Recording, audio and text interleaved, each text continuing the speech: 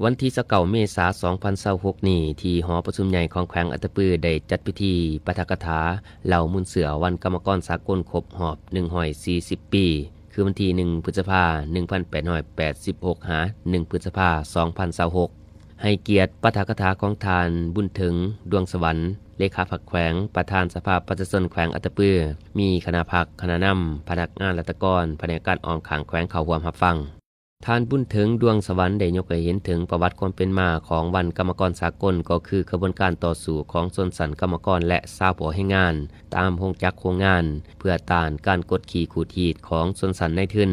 ทวงเอาสิทธิผลประโยชน์ของตนให้พวกนายทุนเพิ่มเงินเดือนและลดพรชั่วโมงเฮ็ดเวียกบ่ให้เกิน8ชั่วโมงต่อมื้อเช่น8ชั่วโมงต้องพักพร8ชั่วโมงเฮ็ดเวียกและ8ชั่วโมงต้องได้ทำเรียน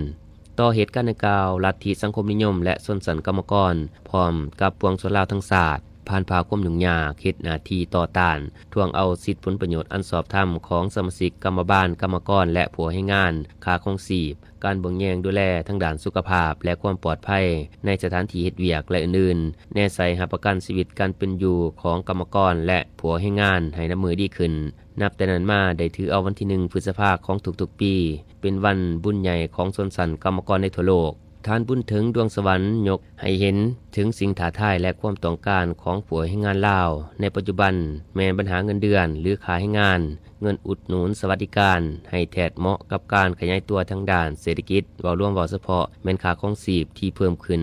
ในแต่ละระยะปัญหาการเบิ่งแยงดูแลทางด้านสุขภาพและความปลอดภัยในการเอาให้งานให้แก่ผู้ให้งานสุขอยู่ให้ผู้ให้งานทั้งในระบบและนอกระบบได้เข้าถึงการปกป้องทางสังคมเพื่อหาประกันนโยบายต่างๆให้แก่ผู้ให้งานมีการเคลื่อนย้ายให้งานที่บ่ถูกต้องการพัฒนาทรัพยากรมนุษย์โดยเฉพาะแม้นการพัฒนาฝีมือให้งานความรู้ความสามารถในการนำใช้เทคโนโลยีที่ทันสมัยให้มีคุณภาพไปพร้อมๆกับการปรับปรุงและยกระดับคุณภาพของผลิตภัณฑ์ให้ได้มาตรฐานสากลโฆษณาศึกษาอบรมสร้างตั้งองค์การจัดตั้งและขยายสมาชิกกรรมบาลเข้าสู่ผู้หน่วยให้งานภาควิสาหกิจและผู้ให้งานนอกระบบให้ทั่วถึงทุกผู้หน่วยให้งานเพื่อหาประกันในการติดตั้งโปรดกล้าคุ้มครองเก็บกรรมอัตสภาพแนวคิดความมุ่งมั่นปรารถนาขอสะดวกขอยุ่งยากของผู้ให้งานแก้ไขปัญหาขอขัดแย้งให้งานให้ทันเวลาถูกต้องกับความเป็นจริงเพื่อปกป้องสิทธิและผลประโยชน์อันชอบธรรม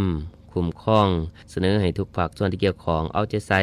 ในการติดตามกฎการจัดตั้งปฏิบัติกฎหมายและนิติกรรมต่างๆที่พัวพันถึงสิทธิผลประโยชน์ของผู้ให้งานอย่างเข้มงวดและปฏิบัตินโยบายต่อผู้ให้งานที่จะไปออกให้งานอยู่ต่างประเทศอย่างเหมาะสมสำหรับงานการคุ้มครองให้งานอยู่แขวงอัตตปือระยะ3เดือนต้นปี2026ทั่วแขวงมีผู้หน่วยให้งานทั้งหมด118แห่งมีกรรมกรทั้งหมด 7,714 คนหญิง 2,398 คนกรรมกรอาชีพ 3,540 คนกรรมกรรายวัน 2,836 คนกรรมกรลาว 5,873 คนหัวหน่วยให้งานเซ็นสัญญาให้งานร่วมหมู่12หัวหน่วยให้งานได้แก้ไข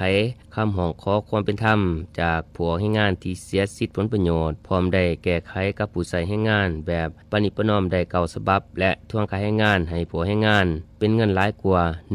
164ล้านกีบ